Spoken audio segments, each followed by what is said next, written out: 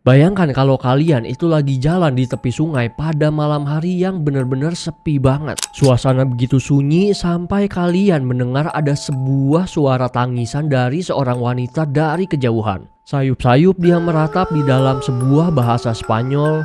Oh, my children!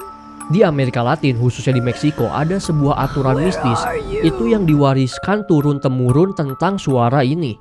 Kalau sampai terdengar ada suara tangisan ini dari jarak yang jauh, justru itu adalah sebuah tanda kalian harus lari sekencang-kencangnya.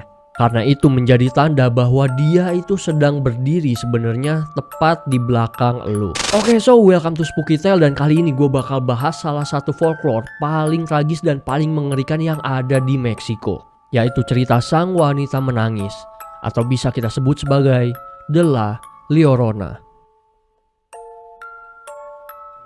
Sebelum menjadi cerita teror di malam hari, si La Llorona ini adalah seorang wanita biasa yang bernama Maria. Pada masanya Maria itu dikenal sebagai wanita desa yang benar-benar cantik banget. Bahkan kecantikannya itu sampai memikat seorang pemuda yang merupakan putra seorang tuan tanah yang terpandang pada masanya. Dan mereka pun akhirnya menikah. Mereka juga pindah rumah dan mereka juga dikaruniai 2 orang anak yang sangat lucu. Dan bagi Maria, hidupnya pada saat itu benar-benar sudah sangat amat sempurna. Namun dongeng indah ini ternyata nggak bertahan lama. Sang suami itu udah mulai bosan dengan kehidupan pernikahannya mereka. Dia sering banget untuk pergi berbulan-bulan, mengabaikan Maria dan hanya peduli kepada kedua anaknya. Dan puncaknya itu terjadi pada suatu sore di tepi sungai di mana Maria itu melihat suaminya mengendarai sebuah kereta mewah bersama dengan seorang wanita muda dari kelas atas, di mana suaminya itu lewat begitu saja menatap Maria dengan dingin seolah-olah ia adalah orang asing. Dan di titik itulah sesuatu dari dalam diri Maria itu akhirnya hancur. Rasa sedih yang begitu mendalam akhirnya menjadi sebuah amarah yang membutakan akal sehatnya. Dan di dalam kondisi yang histeris akhirnya Maria mencengkram kedua anaknya, kemudian melemparkannya ke dalam arus sungai yang deras. Begitu tubuh kedua anaknya itu terseret arus yang deras kemudian hilang, tiba-tiba kesadaran Maria itu mulai kembali. Dia pun akhirnya sadar akan perbuatannya mengerikan. Maria berlari di sepanjang tepian sungai sambil menjerit dan mencari kedua anaknya tersebut. Tetapi kita semua tahu bahwa semuanya itu sudah terlambat. Dan keesokan harinya, warga pun menemukan jasad Maria itu sudah tergeletak di tepi sungai. Dia meninggal dalam keadaan yang syok, sedih, dan juga kelaparan.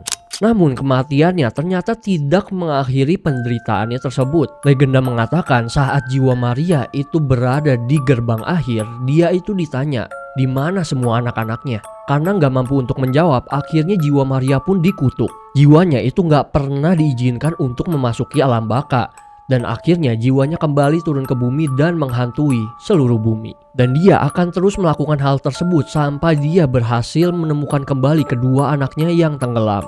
Dan sejak saat itu dia pun berubah menjadi La Llorona. Roh dengan gaun putih yang basah kuyup, wajah yang pucat, dan mata yang terus mengalirkan air mata. Bagi masyarakat Amerika Latin, khususnya Meksiko, cerita dari La Llorona ini bukanlah sekedar dongeng pengantar tidur. Selama ratusan tahun, cerita dari folklore ini menjadi sebuah peringatan. Para orang tua itu menceritakan kisah ini kepada anak mereka biar mereka itu nggak berkeliaran di tepi sungai dengan arus yang deras, atau juga keluar rumah dengan sendirian setelah matahari itu mulai terbenam.